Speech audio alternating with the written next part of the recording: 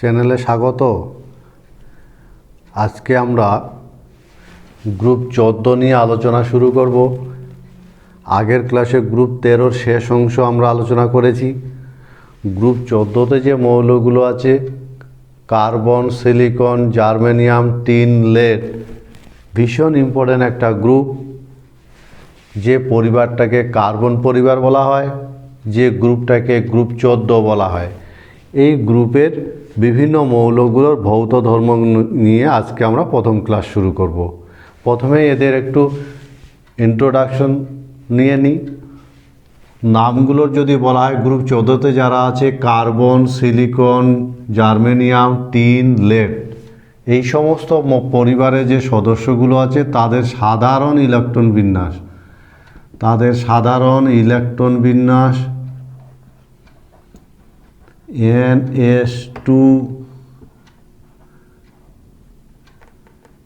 NS2 NP2, এই হলো এদের সাধারণ ইলেকট্রন বিন্যাস। এদের মধ্যে মনে রাখবে যে বোরন আর সিলিকন আছে। বোরন সিলিকনের নোবেল গ্যাস ইনার কোর বর্তমান থাকে। ইনার কোর অর্থাৎ অন্তঃস্তর বর্তমান থাকে। অন্তঃস্তর বর্তমান মনে থাকবে।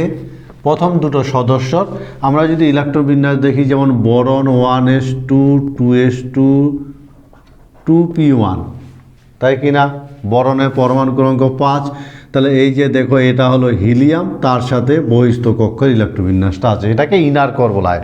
এইটাকে ইনার কোর, অন্তঃস্তর, নোবেল গ্যাস অন্তঃস্তর।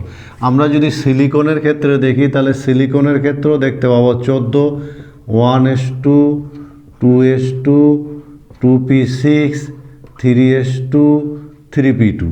এই যে দেখো, এটা ইনার কোর, এটা হলো নিয়ন ইনার কোর, তার সাথে বহিস্থ কক্ষটা আছে। ফলে কার্বন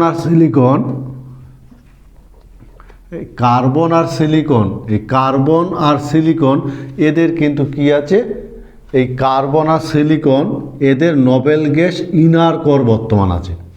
বোঝা গেছে?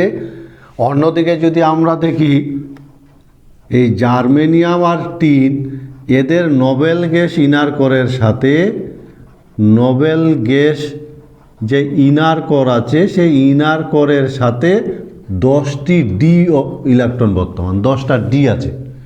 আমরা যদি একদম লেডের ক্ষেত্রে দেখি, লেডের ক্ষেত্রে নোবেল গ্যাস ইনার কোরের সাথে 10টা ডি প্লাস 14টা এফ।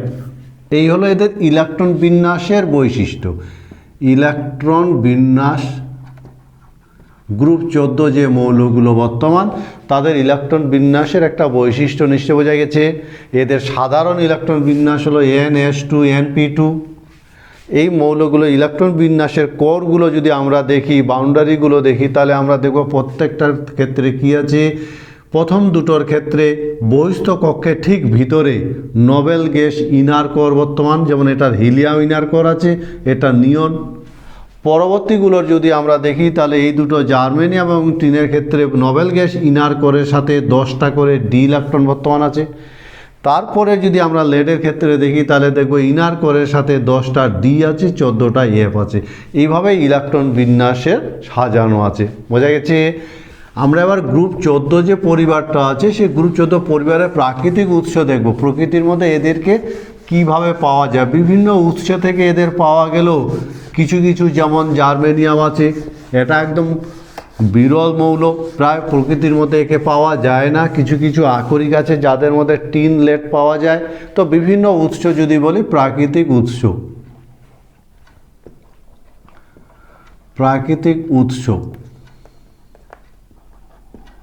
ঠিক আছে।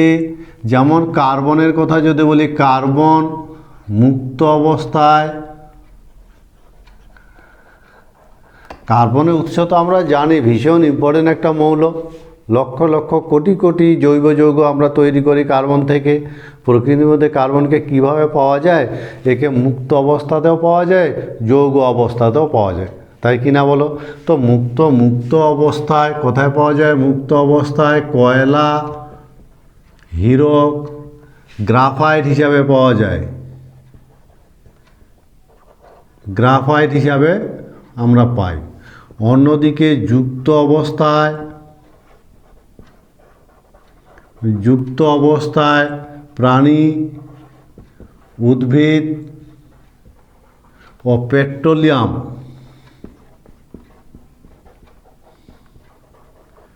পেট্রোলিয়ামজাত পদার্থে পাওয়া যায়। এই সমস্ত জায়গায় কিন্তু কার্বনকে আমরা পাই। সেই সঙ্গে নোটবুক দিয়ে একটা তথ্য মনে রাখার চেষ্টা করবে, কার্বনের দুটো আইসোটোপ, কার্বন 14 আর কার্বন 12, এই দুটো আইসোটোপের অনুপাত থেকে পুরাতত্ত্ব বয়স, মনে রাখবে পুরাতত্ত্ব নমুনার বয়স নির্ণয় করা হয়। মনে থাকবে কার্বন 12 এবং কার্বন 14 যে আইসোটোপ আছে, এদের মধ্যে কার্বন 14 আইসোটোপটা হলো তেজস্ক্রিয় আইসোটোপ, এবং এই দুটো আইসোটোপের অনুপাত থেকে আমরা পুরাতত্ত্ব নমুনার বয়স নির্ণয় করতে পারি, এবং একে বলা হয় রেডিও কার্বন ডেটিং। মনে রাখবে এই পদ্ধতিটাকে বলা হয় রেডিও কার্বন ডেটিং। বোঝা গেছে? রেডিও কার্বন ডেটিং বলা হয় এই পদ্ধতিটাতে পুরাতত্ত্ব বয়স, ফসিলের বয়স নির্ণয় করে পুরাতন কাঠের নমুনার বয়স নির্ণয় করা হয় রেডিও কার্বন ডেটিং পদ্ধতি। এই হলো কার্বনের উৎস। অন্যদিকে আমরা যদি সিলিকনের ক্ষেত্রে দেখি, সিলিকনের যদি উৎসের কথা বলা হয়, মনে রাখবে সিলিকনের উৎস তুলনামূলক কম, সিলিকন, এবং সিলিকনকে আমরা সিলিকা হিসেবে পাই, সিলিকা। এছাড়া সিলিকেট হিসাবে পাওয়া যায়, সিলিকেট। অন্যদিকে আমরা যদি জার্মেনিয়ামের ক্ষেত্রে দেখি, তো মনে রাখবে জার্মেনিয়ামের প্রাকৃতিক উৎস, জার্মেনিয়াম কিন্তু বিরল মৌল। মনে থাকবে বিরল মৌল, একে কিন্তু ভূপৃষ্ঠে পাওয়া যায় না। বুঝা গেছে? অন্যদিকে আমরা যদি টিন দেখি, তাহলে টিনকে টিন স্টোন নাম জানা আছে, টিন স্টোনে আমরা টিনকে পাই। আর লেডের ক্ষেত্রে যদি দেখি, তাহলে গ্যালেনা লেড সালফাইড, এই লেড পাওয়া যায়। এই হলো এদের প্রকৃতিতে বিভিন্ন যৌগ হিসাবে আমরা উৎস দেখি। এছাড়াও লেডের আরও 2-1টা আকরিক আছে, যেমন লেডের আকরিক আছে অ্যাঙ্গেলাইট, লেড সালফেট যেটা। লেডের আরেকটা আকরিক আছে সেরুটাইট। মনে রাখবেন নামগুলো একটু। তো একে কার্বনিক আকরিক হিসাবে পাওয়া যায়, কার্বনিক আকরিক লেড কার্বনেট। এইভাবে লেডের সালফেট হিসাবে পাওয়া যায়, লেডের কার্বনেট হিসাবে পাওয়া যায়, আর এছাড়া লেড গ্যালেনা হিসাবে পাওয়া যায়। এই হলো অন্যান্য মৌলদের প্রাকৃতিক উৎস। ফলে প্রকৃতির মধ্যে এরা বিভিন্নভাবে, কার্বন তো বিভিন্নভাবে নিজেকে বিভিন্ন জায়গায় জড়িয়ে রাখে। যেমন কার্বনকে আমরা মুক্ত অবস্থায় কয়লা, হিরো, গ্রাফাইটে পাই, যুক্ত অবস্থায় প্রাণী, উদ্ভিদ, পেট্রোলিয়ামজাত পদার্থে পাওয়া যায়, এবং কার্বন 14 আইসোটোপ হলো তেজস্ক্রিয়, এবং 12-14 অনুপাতের ভিত্তিতে রেডিও কার্বন ডেটিং পদ্ধতিতে আমরা পুরাতন নমুনার বয়স নির্ণয় করতে পারি। সেই সঙ্গে অন্যান্য সদস্যগুলো আছে, যেমন সিলিকনকে সিলিকেট বা সিলিকা হিসাবে প্রকৃতির মধ্যে পাওয়া যায়, জার্মেনিয়াম একদম বিরল মৌল, একে পাওয়াই যায় না প্রকৃতির মধ্যে। বাকিগুলো যেমন একে গ্যালেনা বা লেড সালফাইড আকরিক, সালফেট কার্বনেট হিসাবে পাওয়া যায়, আর টিনকে টিন স্টোন হিসাবে পাওয়া যায়। এই হলো এদের প্রাকৃতিক উৎস। বোঝা গেছে নিশ্চয়ই? তোমরা বলতে পারবে যে রেডিও কার্বন ডেটিং পদ্ধতিতে কার্বনের কোন আইসোটোপটা ব্যবহৃত হয়। এবার কার্বন পরিবারের আমরা মৌলগুলোর ভৌত ধর্ম নিয়ে তুলনামূলক একটা আলোচনা শুরু করি। এরা বিভিন্ন ধরনের ভৌত ধর্মের অধিকারী, এবং বিভিন্ন ভৌত ধর্মগুলো যে পর্যায়ক্রমিক পর্যাবৃত্ত ঘটে, আমরা সেই ধর্মগুলো নিয়ে এবার দেখব। প্রথম যেটা দেখব পারমাণবিক ব্যাসার্ধ, ভৌত ধর্ম।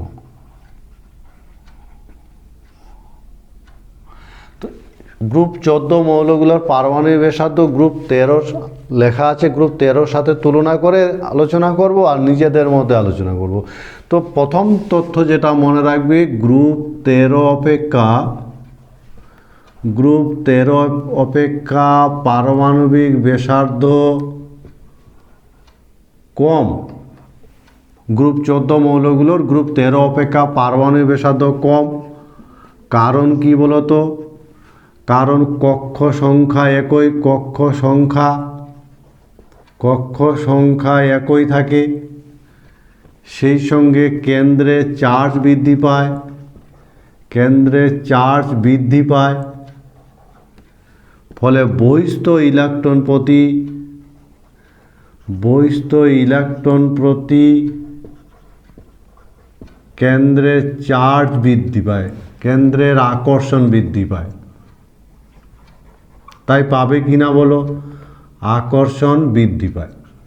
আর এই সমস্ত কারণের জন্য গ্রুপ 13 অপেক্ষা গ্রুপ 14 মৌলগুলোর পারমাণবিক ব্যাসার্ধ কম হয়। বোঝা গেছে? আমরা যদি উপর থেকে নিচে দেখি, 2 নম্বর পয়েন্ট, গ্রুপ বরাবর উপর থেকে নিচ, তাহলে উপর থেকে নিচ আমরা দুটো ট্রেন্ড দেখতে পাবো। কি দুটো ট্রেন্ড? একটা ট্রেন্ড হলো এই কার্বন থেকে টিন পর্যন্ত, আবার বলছি উপর থেকে যদি নিচে দেখি তাহলে সেক্ষেত্রে কিন্তু বৃদ্ধি পায়, পারমাণবিক ব্যাসার্ধ বৃদ্ধি পায়। বৃদ্ধি পাওয়ার কারণ কি বলতো? উপর থেকে নিচে একই গ্রুপ বরাবর যদি অগ্রসর হওয়া যায় তাহলে পারমাণবিক ব্যাসার্ধের বৃদ্ধি ঘটে। কারণ এক্ষেত্রে মনে রাখবে, নতুন কক্ষের সংযুক্তি ঘটে, নতুন কক্ষের সৃষ্টি, ঠিক আছে। আর আবরণী ক্ষমতা নিশ্চয়ই ধারণা আছে, বহিস্থ কক্ষের ইলেকট্রনের প্রতি কেন্দ্রের বাধা দেওয়ার যে ক্ষমতা, আকর্ষণটাকে বাধা দেওয়ার ক্ষমতা, ফলে আবরণী ক্ষমতার বৃদ্ধি, আবরণী ক্ষমতার বৃদ্ধির সম্মিলিত প্রভাব কি করে বলতো? কেন্দ্রের চার্জ বৃদ্ধিজনিত প্রভাব অতিক্রম করে। বোঝা গেছে নিশ্চয়? এই হলো পারমাণবিক ব্যাসার্ধের ট্রেন্ড, খুব সহজ আছে। তাহলে গ্রুপ 14 যে পরিবারটা নিয়ে আজকে আমরা গল্প করছি, গ্রুপ 14 কার্বন পরিবার, এই কার্বন পরিবারের মৌলগুলো যদি পারমাণবিক ব্যাসার্ধের আমরা ট্রেন্ডটা লক্ষ্য করি, প্রবণতাটা লক্ষ্য করি, তাহলে দেখতে পাবো গ্রুপ 13 অপেক্ষা এদের পারমাণবিক ব্যাসার্ধ কম হওয়ার কারণ হলো কক্ষ সংখ্যা একই থাকে, কেন্দ্রে চার্জ বৃদ্ধি পায়, ফলে বহিস্থ ইলেকট্রন প্রতি কেন্দ্রের আকর্ষণ হ্রাস পায়। কিন্তু একই পরিবারের উপর থেকে যদি নিচে ক্রমশ অগ্রসর হওয়া যায় তাহলে সেক্ষেত্রে আমরা দেখব পারমাণবিক ব্যাসার্ধ বৃদ্ধি পায়। বৃদ্ধি পাওয়ার কারণ কি বলতো? বৃদ্ধি পাওয়ার কারণ হলো নতুন কক্ষের সৃষ্টি এবং আবরণী ক্ষমতা বৃদ্ধি পায়। আর এই দুটোর সম্মিলিত প্রভাব কেন্দ্রে চার্জ বৃদ্ধিজনিত প্রভাবকে অতিক্রম করে, ফলে পারমাণবিক ব্যাসার্ধের বৃদ্ধি ঘটে। তবে একটা ট্রেন্ড মনে রাখবে যে সিলিকন থেকে লেডে, বোঝা গেছে? একটা নোটবুক দিয়ে মনে রাখার চেষ্টা করবে, সেটা হলো সিলিকন থেকে লেড এই পারমাণবিক ব্যাসার্ধ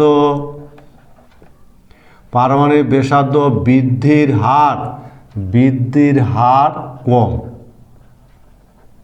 কেন বলো তো বৃদ্ধির হার কম? যে হারে বৃদ্ধি পাওয়ার কথা সে হারে বৃদ্ধি পায় না, কারণ ডি আর এফ অরবিটালে সৃষ্টি হয়। ডি আর এফ অরবিটালের দুর্বল আবরণী প্রভাব আর কি হয়? বহিস্থ ইলেকট্রন প্রতি কেন্দ্রের চার্জ বৃদ্ধি পায়। বোঝা গেছে? এইদিকে আবরণী প্রভাব দুর্বল হয় ও অন্যদিকে কেন্দ্রের চার্জ বৃদ্ধি পায় বা কেন্দ্রের আকর্ষণ বৃদ্ধি পায়। এবং এই দুটো কারণের জন্য কি হয়, এই সিলিকন থেকে লেড পর্যন্ত এদের ক্ষেত্রে কিন্তু পারমাণবিক ব্যাসার্ধ বৃদ্ধির হার কম হয়। এই ট্রেন্ডটা আমরা লক্ষ্য করি। বোঝা গেছে? আমরা এবার পরের ধর্ম চলে যাব। পরের যে ধর্ম নিয়ে কথা বলবো, আয়নায়ন বিভব, আয়নায়ন এনথালপি, আয়নাইজেশন পটেনশিয়াল। বাইরের ফার্স্ট ইলেকট্রনটা বের করে একক পজিটিভ চার্জে পরিণত করার জন্য যে আয়নায়ন বিভব, নিশ্চয়ই মনে আছে, আয়নায়ন বিভব পজিটিভ চার্জে পরিণত করার জন্য বাইরে থেকে যে এনার্জিটা দেওয়া দরকার হয় তাকে বলা হয় আয়নায়ন বিভব।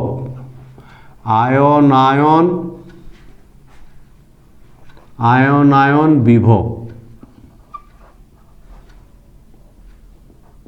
আয়নায়ন বিভব। নিশ্চয়ই বোঝা গেছে? এই এনার্জিটাকে বলা হয় আয়নায়ন এনথালপি বা আয়নায়ন বিভব। এই এনার্জিটা যদি আমরা গ্রুপ 14 ক্ষেত্রে অ্যাপ্লাই করি তাহলে ট্রেন্ডটা কীরকম হবে আয়নায়ন এনথালপি বা আয়নায়ন বিভবের? সেক্ষেত্রে মনে রাখবে প্রথম তত্ত্ব যেটা, সেটা গ্রুপ 13 অপেক্ষা এদের বেশি হয়। আর নিজেদের মধ্যে যদি উপর থেকে নিচে ক্রমশ অগ্রসর হওয়া যায় তাহলে সেক্ষেত্রে হ্রাস পায়।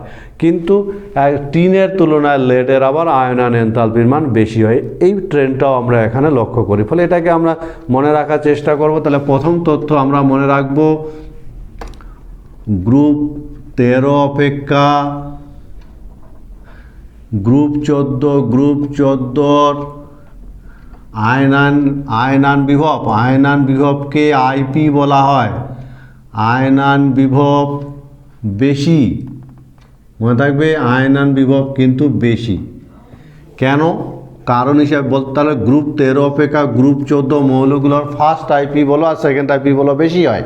বেশি হওয়ার কারণ হলো কি বলো তো, আকার ছোট, আর কি কেন্দ্রের চার্জ বেশি, আর কি বহিস্থ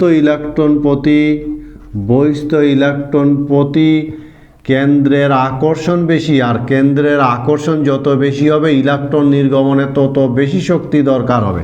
সে কারণে গ্রুপ 13 অপেক্ষা গ্রুপ 14 মৌলগুলোর আইপির মান বেশি হয়। মনে থাকবে কথাটা? 2 নম্বর স্টেটমেন্ট মনে রাখবে, উপর থেকে নিচ যদি হয়, উপর থেকে নিচ, তাহলে সেক্ষেত্রে কিন্তু হ্রাস পায়। উপর থেকে নিচে আইপির মানটা কমতে থাকে। কেন কমতে থাকে? কারণ হিসাবে আমরা কি বলবো বলো তো?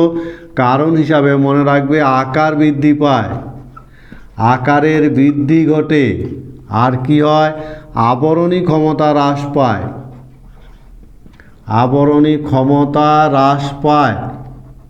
কথাটা বোঝা গেছে? তাহলে উপর থেকে নিচে যদি নামি আইপির মানটা হ্রাস পায়, অর্থাৎ একটি ইলেকট্রন বের করে পজিটিভ আয়নে পরিণত করার জন্য যে শক্তি দরকার সেই শক্তির মানটা কমতে থাকে। কমতে থাকার কারণ কি বলতো? কেন কমতে থাকে? কারণ আকার বৃদ্ধি পায় আর আবরণী ক্ষমতা বৃদ্ধি পায়, এবং এই দুটির সম্মিলিত প্রভাব, বোঝা গেছে কথাটা? এই দুটোর কি হবে, সেই সঙ্গে কেন্দ্রে যে আকার বৃদ্ধি পায় সেই সঙ্গে আবরণী ক্ষমতা হ্রাস পায়। এই কথা বোঝা গেছে? আর এর ফলে কি হয়, কেন্দ্রের চার্জ বৃদ্ধি, কেন্দ্রের কি হয়, কার্যকরী চার্জ বৃদ্ধি পায়। এই কথা বোঝা গেছে? আর কেন্দ্রের আবার বলছি, কেন্দ্রের কার্যকরী চার্জ বৃদ্ধির প্রভাব উপরের, এই যে উপরে দুটো কারণ আছে, উপরের দুটি কারণকে অতিক্রম করতে পারে না, অতিক্রম করে না। কেন্দ্রের চার্জটা উপরে দুটো কারণকে অতিক্রম করে না, ফলে ইলেকট্রন নির্গমন সহজ হয়। বোঝা গেছে নিশ্চয়? তাহলে উপর থেকে নিচে নামলে কি হবে, ইলেকট্রন নির্গমনের জন্য কম শক্তি দরকার হবে, কারণ আকার বৃদ্ধি পায় আর আবরণী ক্ষমতা বৃদ্ধি পায়, এবং এই দুটোর সম্মিলিত প্রভাব কেন্দ্রের চার্জ বৃদ্ধিজনিত প্রভাবকে অতিক্রম করে, ফলে ইলেকট্রন নির্গমন সহজ হয়। বোঝা গেছে নিশ্চয়? ফলে আইপির মান গ্রুপ 13 অপেক্ষা গ্রুপ 14 বেশি, কিন্তু উপর থেকে নিচে নামলে ধীরে ধীরে হ্রাস পায়। হ্রাস পাওয়ার কারণ হলো আকার বৃদ্ধি পায়, আবরণী ক্ষমতা বৃদ্ধি, এই দুটোর সম্মিলিত প্রভাব কেন্দ্রে চার্জ বৃদ্ধিজনিত প্রভাবকে অতিক্রম করে। কিন্তু একটা জায়গায় এখানে নোটবুক আছে বা ব্যতিক্রম আছে, সেটা মনে রাখবে কি, যে এসএন অপেক্ষা পিবি এর আইপি বেশি, এটা একটা ব্যতিক্রম। এক্ষেত্রে মনে রাখবে যে এসএন অপেক্ষা পিবির বেশি। এর কারণ কি বলতো? পিবির বেশি হওয়ার এক নম্বর কারণ কি, কেন্দ্রের চার্জ 32 একক বৃদ্ধি পায়। মনে থাকবে, কেন্দ্রের চার্জ 32 একক, কিন্তু যখনই টিন থেকে লেডে যাব তখন 32 একক বৃদ্ধি পাবে, এক নম্বর কারণ। দু নম্বর কারণ, চার্জের এত বৃদ্ধির ফলে এ কি হয়, যে আকার বৃদ্ধি, আকার ও আবরণী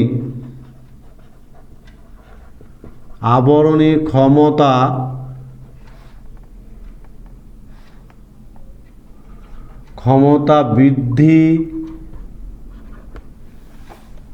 সম্মিলিত প্রভাব কেন্দ্রের চার্জ বৃদ্ধিজনিত প্রভাবকে অতিক্রম করতে পারে না। এই হলো কারণ, অতিক্রম করতে পারে না। নিশ্চয় বোঝা গেছে? তাহলে যদিও আমরা পড়লাম সাধারণ ট্রেন্ড উপর থেকে নিচে কমতে থাকে আইপির মান, আয়নন বিভব, আয়নন এনথালপির মান, কিন্তু টিন অপেক্ষা লেডের বেশি হয়, আইপির মান হঠাৎ বেশি হয়। কেন?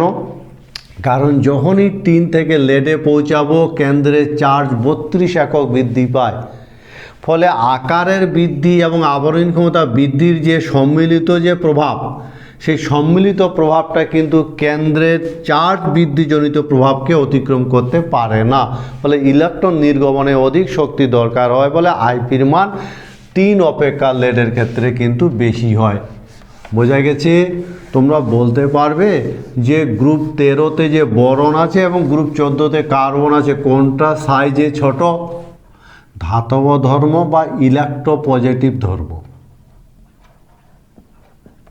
ইলেকট্রোপজিটিভ বা তড়িৎ ধনাত্মক, ইলেকট্রোপজিটিভ ধর্ম। তো বলো তো এই ধর্মটার ট্রেন্ড কীরকম হওয়া উচিত গ্রুপ 14 পরিবারের ক্ষেত্রে? ধাতব ধর্ম তথা ইলেকট্রোপজিটিভ ধর্ম ট্রেন্ড কীরকম হওয়া উচিত? আন্দাজ হচ্ছে? বলো তাহলে। মনে রাখবে ধাতব ধর্ম বিচার করা হয়, ইলেকট্রন বর্জন প্রবণতা যত বেশি ধাতব ধর্ম তত বেশি, ইলেকট্রন বর্জন করতে যত বেশি চাইবে যে মৌল তার ধাতব ধর্ম তত বেশি। এই তথ্যটাকে সামনে রেখে আমরা গ্রুপ 14 ক্ষেত্রে যদি প্রথম দেখি তাহলে দেখব গ্রুপ 13 অপেক্ষা গ্রুপ 14 মৌলের, মনে রাখবে গ্রুপ 13 অপেক্ষা গ্রুপ যে 14 আছে, গ্রুপ 14 মৌলের ধাতব ধর্ম কম, ধাতব ধর্ম তথা ইলেকট্রোপজিটিভ ধর্ম কম। কেন কম বলো তো? ইলেকট্রোপজিটিভ ধর্ম কম, এর কারণ হলো আকার ছোট,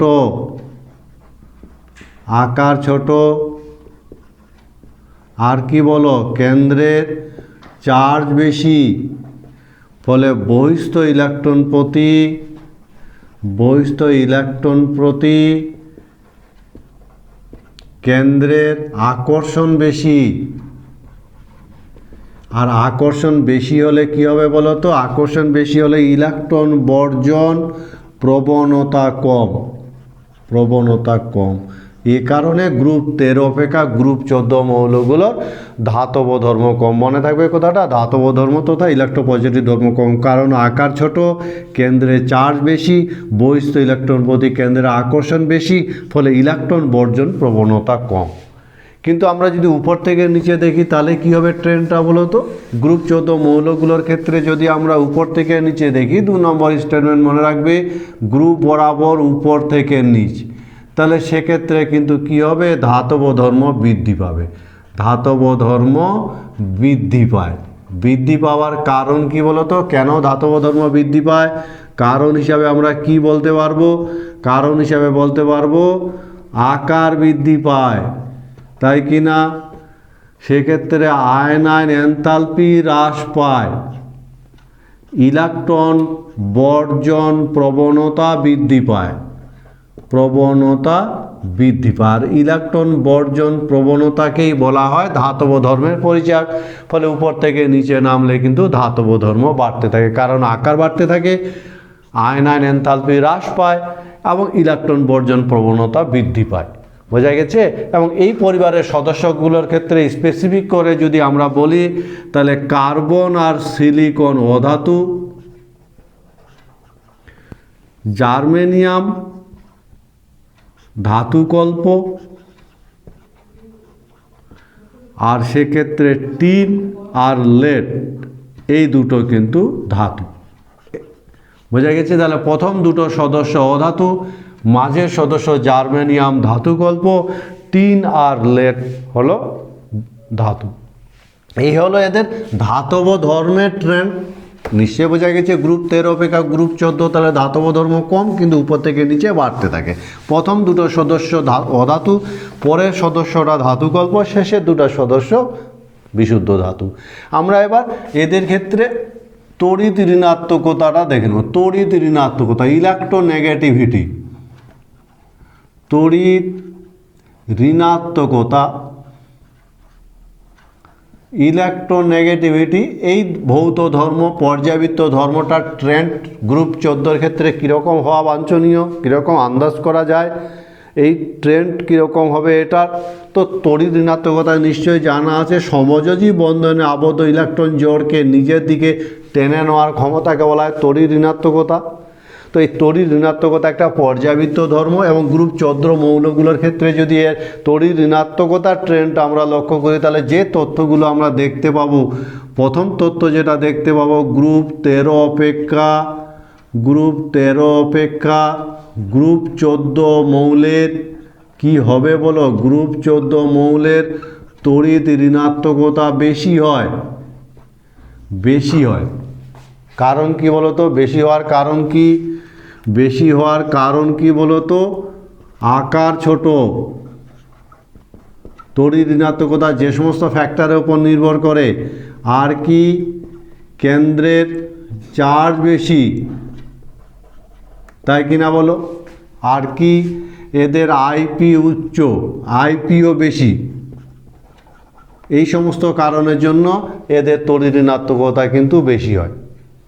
বোঝা গেছে নিশ্চয়ই? তাহলে গ্রুপ 13 অপেক্ষা গ্রুপ 14 মৌলগুলো যেহেতু আকারে ছোট, কেন্দ্রের চার্জ বেশি, আইপির মান উচ্চ, সে কারণে গ্রুপ 13 মৌলগুলো অপেক্ষা গ্রুপ 14 মৌলের তড়িৎ ঋণাত্মকতা বেশি হয়।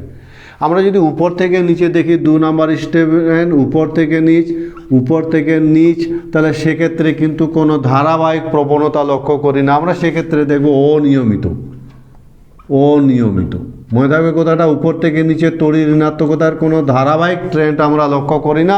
যেটা লক্ষ্য করি সেটা হলো অনিয়মিত। কীরকম অনিয়মিত? যেমন কার্বন থেকে মনে রাখবে সিলিকন হ্রাস পায়। বোঝা গেছে? আবার সিলিকন থেকে আমরা যদি চলে আসি টিন পর্যন্ত একই থাকে। আবার লেডের ক্ষেত্রে যদি দেখি, তাহলে লেডের ক্ষেত্রে আবার বৃদ্ধি পায়। এরকম একটা অনিয়মিত ট্রেন্ড আমরা লক্ষ্য করি তড়িৎ ঋণাত্মকতার ক্ষেত্রে গ্রুপ বরাবর।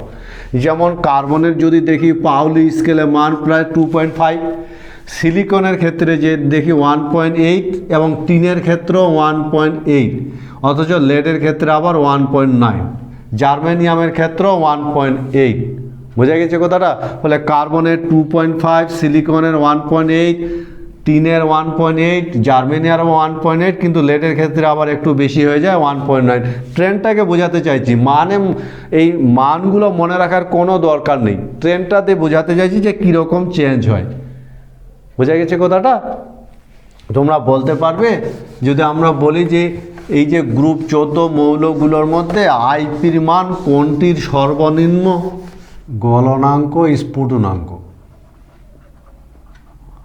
গ্রুপ 14 মৌলগুলোর গলনাঙ্কের স্ফুটনাঙ্কের ট্রেন্ড প্রবণতাটা যদি আমরা লক্ষ্য করি তাহলে দেখব প্রথম যে তথ্যটা আমরা পাবো গ্রুপ 14 গ্রুপ 13 অপেক্ষা গ্রুপ 13 মৌল অপেক্ষা গ্রুপ 13 মৌল অপেক্ষা গ্রুপ 14 মৌলের গলনাঙ্ক স্ফুটনাঙ্ক বেশি হয়।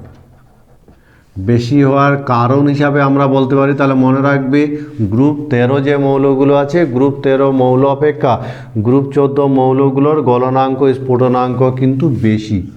আর বেশি হওয়ার কারণ হিসাবে আমরা বলতে পারি এদের আকার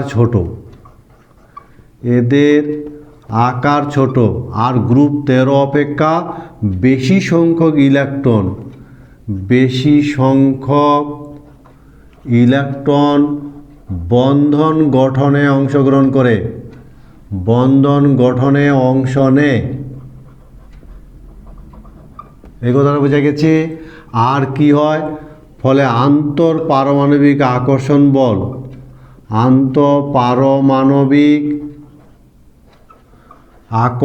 বল বেশি হয়। আর এই কারণে গ্রুপ 13 অপেক্ষা গ্রুপ 14 মৌলগুলোর গলনাঙ্ক স্ফুটনাঙ্ক বেশি হয়। 1 নম্বর কারণ আকার ছোট, 2 নম্বর কারণ বেশি সংখ্যক ইলেকট্রন বন্ধন গঠনে অংশ নেয়, আর 3 নম্বর আন্তঃপারমাণবিক আকর্ষণ বল বেশি হয়। অন্যদিকে দ্বিতীয় তথ্য যদি আমরা দেখি গ্রুপ বরাবর উপর থেকে যদি নিচে দেখি তাহলে গ্রুপ বরাবর উপর থেকে নিচে গলনাঙ্ক স্ফুটনাঙ্ক হ্রাস পাওয়ার কারণ হিসাবে আমরা কি বলতে পারবো বলো তো? কারণ হিসাবে আমরা বলতে পারবো আন্তঃপারমাণবিক আকর্ষণ বল।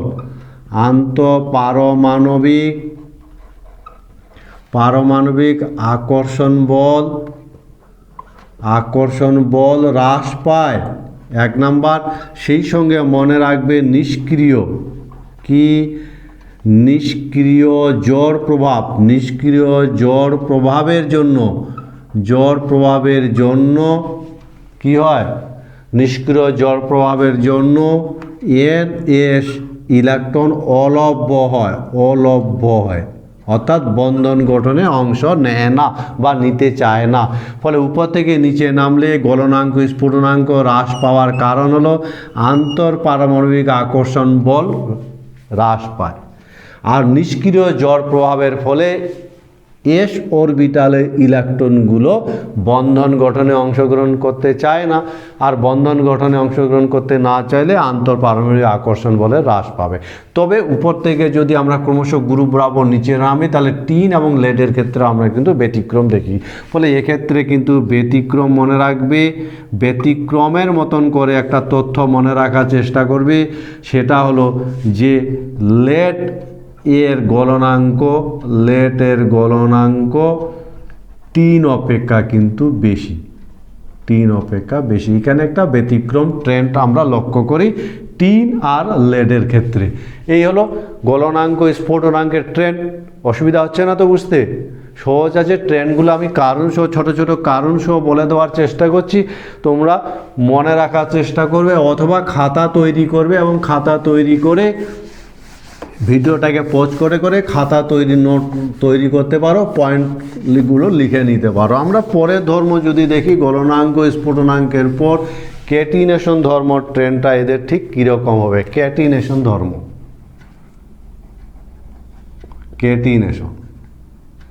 ঠিক আছে।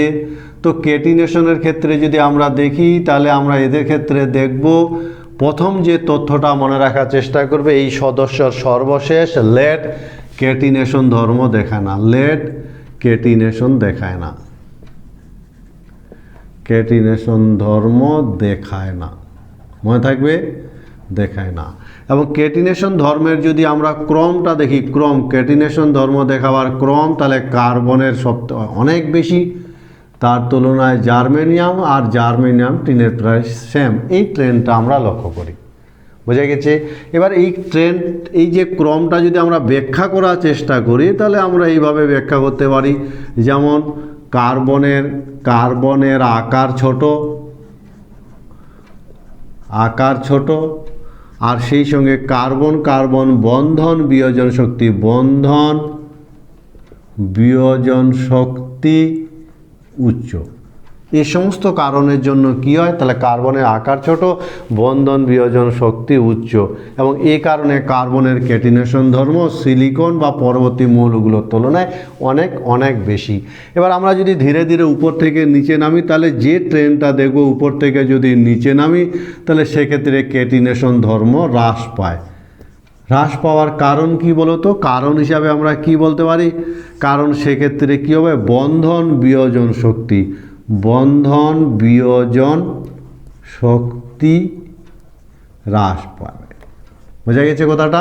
তাহলে উপর থেকে নিচে নামলে যে আমরা যদি পরের তথ্যটা মনে রাখি, উপর থেকে নিচ, সেক্ষেত্রে কিন্তু হ্রাস পায়, ক্যাটিনেশন ধর্ম হ্রাস পায়।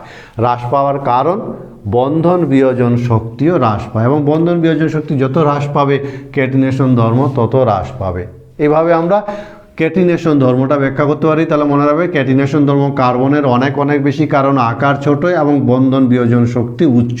আর উপর থেকে নিচে নামলে ক্যাটিনেশন ধর্ম হ্রাস পাওয়ার কারণ হলো বন্ধন বিয়োজন শক্তি হ্রাস পায়। তোমরা বলতে পারবে যে গ্রুপ 14 মৌলগুলো যে আছে, কোনটার তড়িৎ ঋণাত্মকতা সব থেকে কম?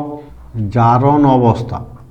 গ্রুপ 14 মৌলগুলোর জারণ অবস্থা প্রবণতা বিভিন্ন সংখ্যক জারণ স্তর দেখায় না, একটাই জারণ স্তর দেখায়, সেই বিষয়ে আমরা একটা ধারণা তৈরি করি।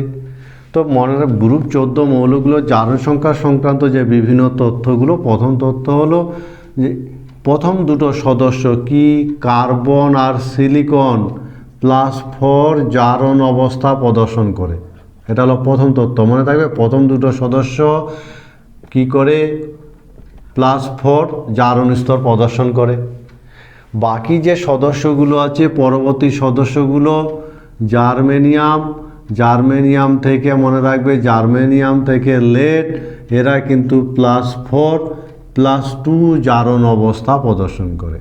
এরা দুটো জারণ অবস্থা প্রদর্শন করে। বোঝা গেছে? জারণ অবস্থা প্রদর্শন করে, কোনো অসুবিধা নেই। তাহলে জারণ অবস্থার ট্রেন্ডটা যদি আমরা লক্ষ্য করি, তাহলে আমরা কি দেখছি? প্রথম দুটো সদস্য শুধুমাত্র +4 জারণ অবস্থা প্রদর্শন করে, আর বাকি যে সদস্যগুলো তারা +4 এবং +2 দুটো জারণ অবস্থা প্রদর্শন করে। এবং এদের দুটো জারণ অবস্থা প্রদর্শন করার কারণ, যুক্তিসঙ্গত কোনো কারণ আছে বলো? এর কারণ হলো, আমরা কারণ হিসাবে নোট করতে পারি নিষ্ক্রিয় জড় প্রভাব। মনে থাকবে, নিষ্ক্রিয় জড় প্রভাব। আর 2 নম্বর কারণ হলো ডি আর এফ অরবিটালের দুর্বল আবরণী প্রভাব। বোঝা গেছে? এই সমস্ত কারণের জন্য এরা কি করে, +4 এর সাথে +2ও জারণ স্তর প্রদর্শন করে। সেই সঙ্গে তৃতীয় তথ্য মনে রাখবে যে উপর থেকে যদি নিচে অগ্রসর হওয়া যায়, উপর থেকে নিচ, তাহলে সেক্ষেত্রে +4 জারণ স্তরের স্থিতিশীলতা হ্রাস পায়। কেন +4 জারণ স্তরের স্থিতিশীলতা হ্রাস পায় কেন? কারণ হিসাবে আমরা কিন্তু মনে রাখার চেষ্টা করব, এর কারণ হলো নিষ্ক্রিয়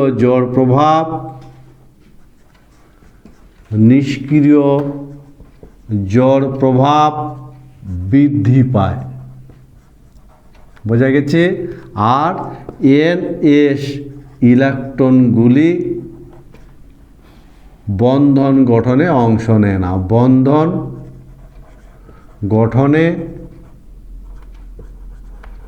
অংশ নেয় না, অর্থাৎ অলভ্য হয়, আনঅ্যাভেলেবেল হয়।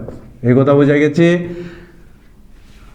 নিশ্চয় বোঝা গেল। তাহলে আমরা কি তথ্য পেলাম বলো তো? জারণ অবস্থা সংক্রান্ত প্রথম দুটো সদস্য +4 জারণ স্তর প্রদর্শন করে, পরের যে বাকি সদস্যগুলো +4 এর সাথে সাথে +2 জারণ অবস্থা প্রদর্শন করে। তারপর এর কারণ হলো নিষ্ক্রিয় জড় প্রভাব এবং ডি আর এফ অরবিটালের দুর্বল আবরণী প্রভাব। সেই সঙ্গে মনে রাখবে উপর থেকে নিচে যদি আমরা অগ্রসর হই তাহলে +4 জারণ স্তরে স্থিতিশীলতা ক্রমশ হ্রাস পায়। হ্রাস পাওয়ার কারণ হলো নিষ্ক্রিয় জড় প্রভাব ক্রমশ বৃদ্ধি পায়। আর সেই সঙ্গে মনে রাখবে যে সর্বাবস্থ এস অরবিটালের ইলেকট্রনগুলো যে আছে তারা কিন্তু বন্ধন গঠনে অংশ নিতে চায় না বা তারা অলভ্য হয়, আনঅ্যাভেলেবেল হয়। বোঝা গেছে? আমরা যদি আরও কিছু তথ্য মনে রাখার চেষ্টা করি তাহলে মনে রাখবে যে উপর থেকে নিচে যদি অগ্রসর হওয়া যায় তাহলে +4 জারণ স্তরে স্থিতিশীলতা হ্রাস পাওয়ার সাথে সাথে যৌগ গঠনের যে প্রবণতা সেই সঙ্গে তথ্য মনে রাখবে যে উপর থেকে যদি আমরা নিচে অগ্রসর হই তাহলে এরা কি করবে +4 জারণ স্তরে সমযোজী যৌগ গঠন করে, সমযোজী যৌগ গঠন করে। আর কি +2 জারণ স্তরে মনে হবে কথাটা আমরা কারণ হিসাবে বলো তো কেন +4 জারণ স্তরে সমযোজী যৌগ গঠন করে? কারণ বলতে পারবে? এর কারণ হিসাবে কিন্তু আমরা বলতে পারি যে চার্জ বেশি আর আকার ছোট। যদি চার্জ বেশি হয় আকার ছোট হয় তাহলে সমযোজী ধর্ম বৃদ্ধি পায়। কার নিয়ম? ফাজানের সূত্র। বোঝা গেছে? অন্যদিকে যদি আমরা দেখি +2 জারণ স্তরে আয়নীয় যৌগ তৈরি করে, আয়নীয় যৌগ গঠন। কেন আয়নীয় যৌগ গঠন করে? তাহলে এই কারণটাই আমরা বলতে পারবো এখানে ফাজানের সূত্র অনুযায়ী। কি বলবো? চার্জ কম আর আকার বড়। বোঝা গেছে কথাটা? তাহলে +2 জারণ স্তরে আমরা উদাহরণ হিসাবে কিন্তু আমরা বলতে পারি, যেমন উদাহরণ হিসাবে মনে রাখবে, উদাহরণ হিসাবে যেমন SnCl2 এর আয়নীয় কিন্তু SnCl4 সমযোজী। কথাটা বোঝা গেছে? যেহেতু এখানে +2 জারণ স্তরে আছে, +2 ফলে আয়নীয় যৌগ, অথচ এটা +4 আছে সমযোজী, চার্জ বেশি আকার ছোট। উদাহরণ হিসাবে কিন্তু আমরা মনে রাখতে পারি এটা। এই হলো জারণ সংখ্যা সংক্রান্ত।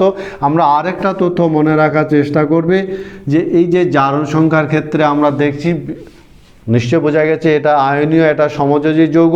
সেক্ষেত্রে কিন্তু আরেকটা তথ্য মনে রাখার চেষ্টা করবে যে উপর থেকে নিচে, বোঝা গেছে কথাটা কি? উপর থেকে যদি আমরা নিচ দেখি তাহলে সেক্ষেত্রে সমযোজী যৌগ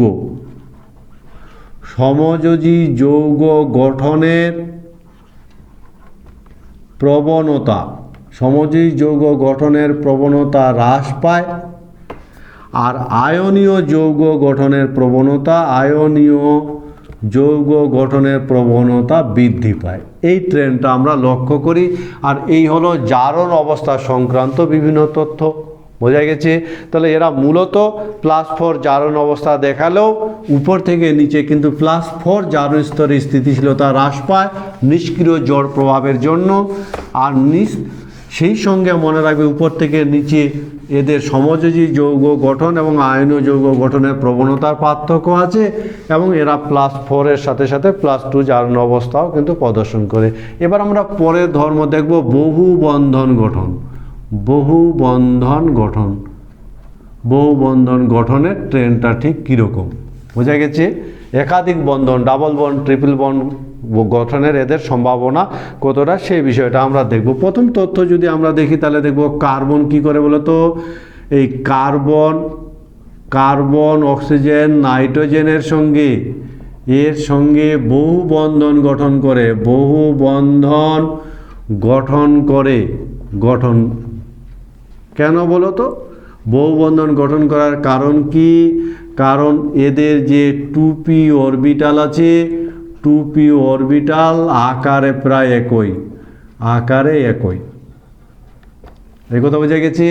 তাহলে সে কারণে কিন্তু এই কার্বন কি করে, কার্বন নাইট্রোজেন অক্সিজেন এদের সাথে কিন্তু বহু বন্ধন তৈরি করতে পারার কারণ হলো এদের যে 2p অরবিটাল আছে সেটা আকারে প্রায় একই। এই কথা বোঝা গেছে? অন্যান্য যারা আছে, সেকেন্ড পয়েন্ট মনে রাখবে, অন্যান্যরা বহু বন্ধন গঠন করে না। বহু বন্ধন গঠন করে না। কারণ হিসাবে বলতে পারবে, কারণ এদের আকার বড়, এদের আকার বড় এবং পি অরবিটাল এর কার্যকরী অভিলেপন ঘটে না, অভিলেপন ঘটে না। কথাটা বোঝা গেছে? ফলে অন্যান্য যে বাকি সদস্যগুলো আছে তারা কিন্তু তাদের পি অরবিটালের সাথে এরা দ্বিবন্ধন তৈরি করতে পারে না, কারণ তাদের পি অরবিটালের আকার অনেক বড়। এই কথা বোঝা গেছে। আরেকটা তথ্য মনে রাখবে, সিলিকন কিন্তু কি করে, সিলিকন পি পাই ডি পাই অভিলেপন দ্বারা বহু বন্ধন গঠন করে, বহু বন্ধন গঠন করে। পি পাই কিন্তু নয়, পি পাই ডি পাই দ্বারা বহু বন্ধন গঠন করে। এই হলো বহু বন্ধন গঠনের প্রবণতা। বোঝা গেছে তো? তাহলে মনে রাখবে যে কার্বন কিন্তু এর আকারের সমান আকারের কার্বন, অক্সিজেন, নাইট্রোজেনের সাথে বহু বন্ধন তৈরি করতে পারে। কারণ হলো এদের পি অরবিটালের আকারের অনেক সাদৃশ্য আছে, প্রায় একই। বাকিগুলো কিন্তু বহু বন্ধন গঠন করতে পারে না। গঠন করতে না পারার কারণ হলো এদের যে পি অরবিটালের কার্যকরী অভিলেপন ঘটে না। এদের মধ্যে যে সদস্য সিলিকন, সে কিন্তু পি পাই ডি পাই অভিলেপন দ্বারা বহু বন্ধন গঠন করার ক্ষমতা কিন্তু রাখে। বোঝা গেছে? আমরা এবার একটা নোটবুক নিয়ে একটা বিশেষ কোশ্চিনের উত্তর আমরা দেওয়ার চেষ্টা করব। যেমন ট্রাইমিথাইল এমিন আর ট্রাইসিলাইল এমিন, এদের ক্ষার ধর্মের পার্থক্য আমাদের কি? ট্রাইমিথাইল এমিন ও ট্রাইসিলাইল এমিন, এমিনের ক্ষার ধর্মের তুলনা। এই দুটো যৌগের ক্ষার ধর্মের আমরা একটু তুলনা করার চেষ্টা করব গঠনগত দিক থেকে, অর্থাৎ পি পাই বা পি পাই ডি পাই অভিলেপনের ব্যাপারটাকে সামনে রেখে এই দুটো যৌগের ক্ষার ধর্ম কম বেশি হয় কেন সেটা ব্যাখ্যা করার চেষ্টা করব। উদ্দেশ্য পি পাই বা পি পাই ডি পাই বহুবন্ধন গঠন করতে পারা না পারার উপর ভিত্তি করে। বোঝা গেছে? তো প্রথমে আমরা যদি ট্রাইমিথাইল অ্যামিনের কথা গঠনটা দেখার চেষ্টা করি, ট্রাইমিথাইল অ্যামিনের যদি আমরা গঠনটা দেখি তাহলে সেক্ষেত্রে মনে রাখবে এক্ষেত্রে নাইট্রোজেনের যে সংকরায়ন, এক্ষেত্রে নাইট্রোজেনের সংকরায়ন sp3 এবং নিঃসঙ্গ ইলেকট্রন জোড়ের সংখ্যা 1। আর এ কারণে এর আকৃতিটা তাহলে কি হবে বলো তো? এর আকৃতি হয় পিরামিডাল। বোঝা গেছে কথাটা? এবং ছবিটা যদি আমরা ড্র করি তাহলে ছবিটা হবে এরকম, নিঃসঙ্গ ইলেকট্রন জোড় আছে, সেই সঙ্গে 3টা মিথাইল গ্রুপ আছে এবং আকারটা হয় পিরামিডাল। এই হলো ট্রাইমিথাইল অ্যামিনের আকার। এবং এক্ষেত্রে কিন্তু নাইট্রোজেনের ডি অরবিটাল থাকে না, ফলে নাইট্রোজেনের ডি অরবিটাল বা কার্বনের যে ডি অরবিটাল না থাকে, মনে রাখবে কার্বনের ডি অরবিটাল না থাকায় কি হয়? পি পাই ডি পাই অভিলেপন ঘটে না, এলো প্রথম তথ্য। বুঝে গেছে কথাটা? এক্ষেত্রে কিন্তু পি পাই ডি পাই অভিলেপন ঘটার সম্ভাবনা নেই। এই নাইট্রোজেনের যে পি অরবিটালের যে নিঃসঙ্গ ইলেকট্রন জোড় আছে, সেই নিঃসঙ্গ ইলেকট্রন জোড় কার্বন তার ডি অরবিটালে নিতে পারত যদি ডি অরবিটাল থাকতো। যেহেতু কার্বনের ডি অরবিটাল নেই, সে কারণে কিন্তু নাইট্রোজেনের সাথে কার্বনের ডি অরবিটালের পি পাই ডি পাই অভিলেপন ঘটে না। আর এই অভিলেপন না ঘটার ফলে নিঃসঙ্গ ইলেকট্রন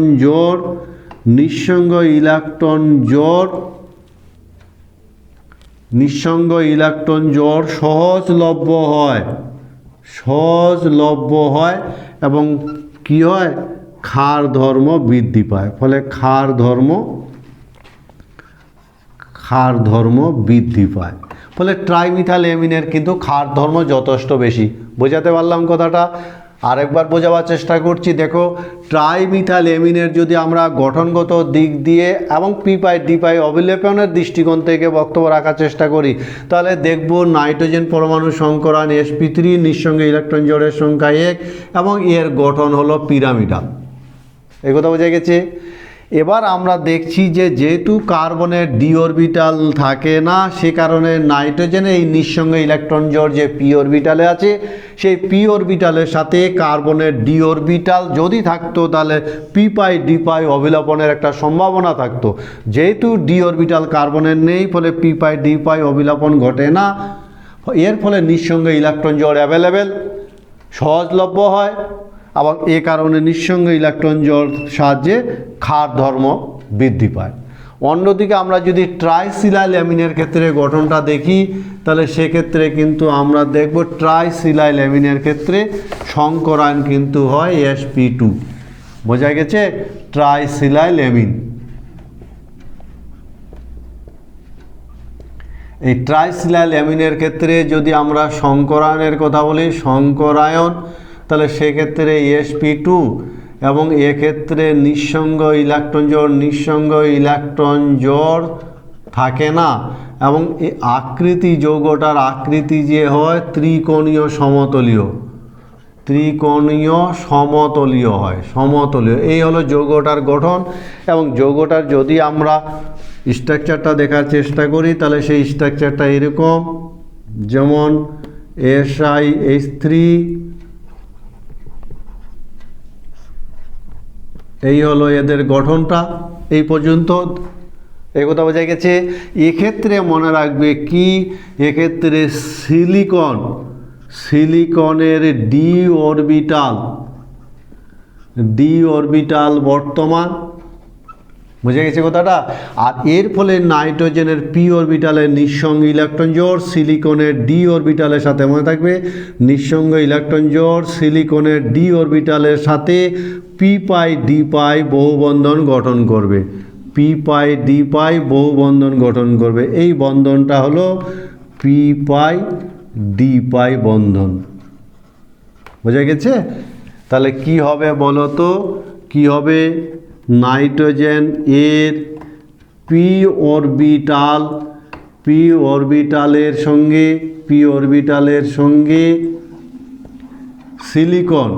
সিলিকন এর ডি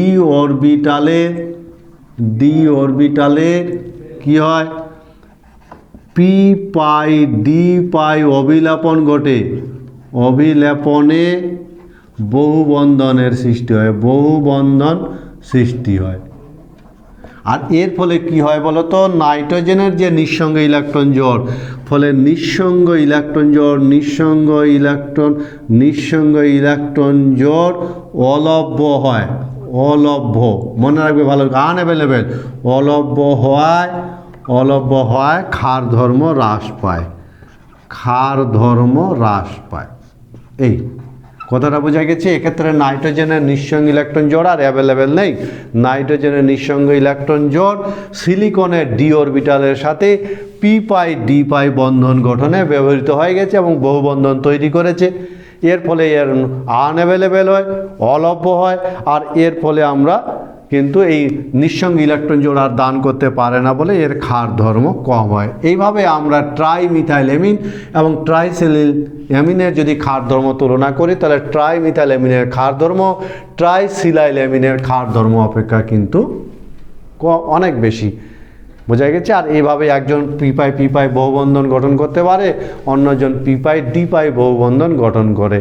তোমরা বলতে পারবে যে গ্রুপ 14তে যে সদস্যগুলো আছে, এদের মধ্যে কোন মৌলটা পি পাই বহুবন্ধন গঠন করতে পারে?